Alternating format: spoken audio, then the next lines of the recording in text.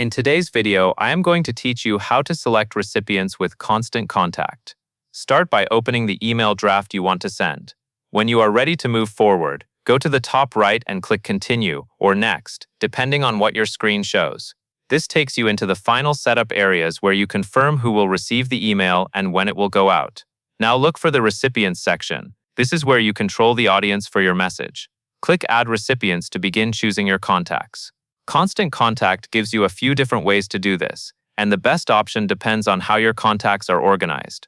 First, you can select from lists. If you use lists to group contacts, simply check the box next to one or more lists that match the audience for this email. This is a good choice when you want to send to an entire group, like a newsletter list or a customer list.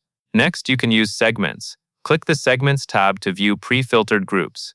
Segments are helpful when you want a more targeted audience based on behavior or criteria, such as highly engaged contacts. When you choose a segment, you are selecting a dynamic group that matches those filters. The third option is tags. Click the Tags tab to select recipients based on labels you have applied to contacts. Tags are useful when you organize people by interests, events, or categories, and you want to reach only the contacts that share that label. After you make your selections, click Continue. Be patient here, because it can take a moment for constant contact to load and calculate the results, especially with larger lists. Once it finishes processing, click Add to confirm and apply your recipient choices to the email. Next, take a moment to review the estimated recipient count. This number helps you confirm that you selected the right audience before you send. If the count looks higher or lower than expected, go back and double-check your list, segment, or tag selections.